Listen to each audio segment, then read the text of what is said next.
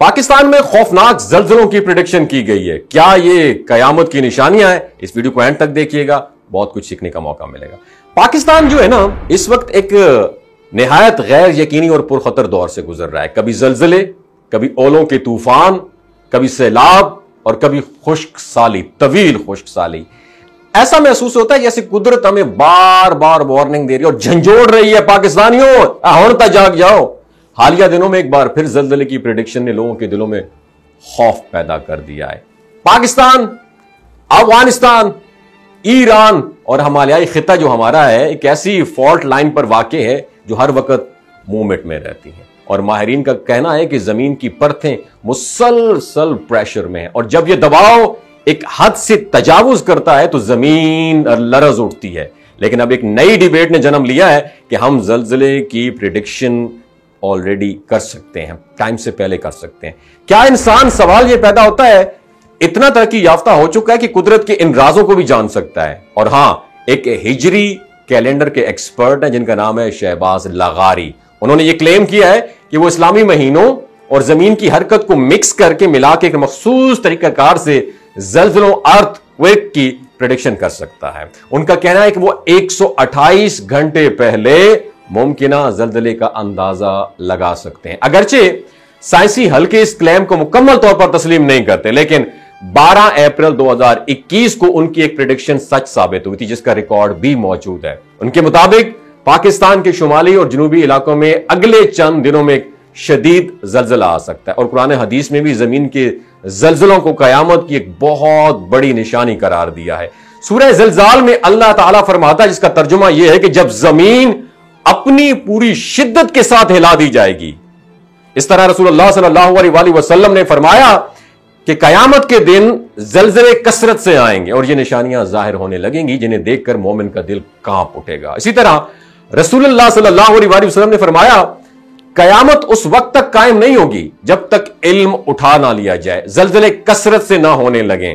اور یہ حدیث ہمیں بتاتی ہے کہ زلزلوں کا بڑھ جانا قیامت کے قریب ترین نشانیوں میں شامل ہے. ایک اور روایت میں آتا ہے کہ رسول اللہ صلی اللہ علیہ وآلہ وسلم نے فرمایا, جب تم زلزلے, سورج گرہن یا تیز آندھی دیکھو تو نماز اور دعا کی طرف لپکو.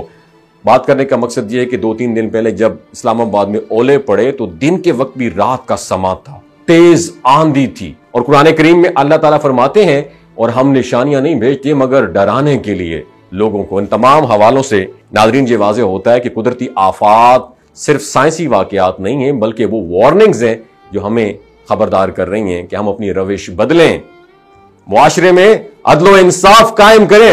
حکمرانوں کے لیے ہے, اور خدا کا نام ہے, قرآن کو پوری طریقے سے پڑھو تو صحیح.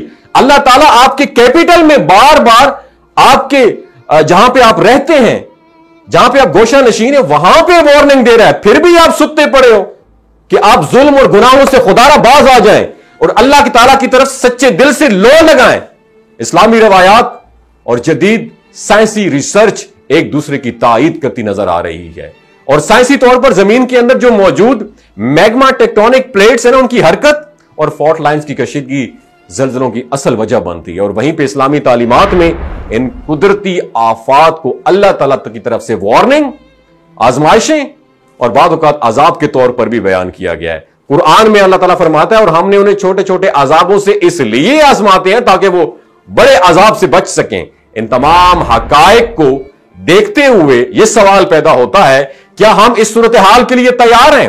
کیا ہماری بلڈنگز, ہمارے شہر, ہمارے ادارے, میں دوبارہ خدا را ہمارے ادارے اور ہم خود کسی بڑے زلزلے کا سامنا کر سکتے ہیں؟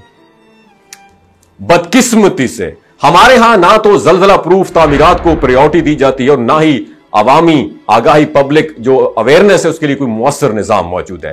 جب تک ہم سائنسی ریسرچ, قدرتی اشارات اور اسلامی ہدایات کو ساتھ ملا کر ایک جامع اسٹریٹجی نہیں اپنائیں گے, تب تک ہم صرف دعاؤں اور خوف میں زندگی گزاریں گے. اور جب کسی پہ ظلم ہو رہا ہوگا, اللہ تعالیٰ بار بار وارننگ دے رہا ہوگا, اور ستے کیوں پڑے ہو, صرف دعاؤں سے کام نہیں چلتا, تلوار اٹھانی پڑے گی, تو پھر ہمیں کیا کہنا پڑے گا؟ اگر کوئی بات بری لگی ہو, دستبستہ معذرت کا طلبگار ہوں. کیوں اس وقت مجھے بڑے افسوس سے کہنا, میرا سب سے بڑا غم اس دجالی پرفتن دور میں پیدا ہوا ہوں मैं क्या जवाब दूंगा कि ईमान का जो आखिरी दर्जा है, दिल में बुरा कहना, माजरत के साथ सिर्फ दिल में बुरा कहना रह गया है, क्योंकि मैं इस दौर में जुबान से बुरा कहता हूं तो मेरी गुत्थी से जुबान भी खींच ली जाएगी।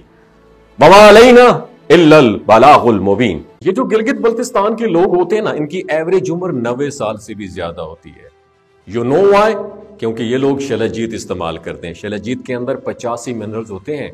अगर आप चीजों को जल्दी भूल जाते हैं, मर्दाना कमजोरी महसूस करते हैं, औलाद जैसी नेमत से महरूम है, और आप स्पर्म काउंट आपके कम है, टेस्टोस्टेरोन हार्मोन इम्बैलेंस है, आप सदाबहार जवान नजर आना चाहते हैं, खून की कमी को दूर करना चाहते हैं, हड्डियों जोड़ों के दर्दों से निजात हासिल करना चाहते हैं, मोटापा कम करना चाहते हैं, तो डॉक्टर असद महमूद की प्योर एंड नेचुरल शलजीत जरूर इस्तेमाल करें।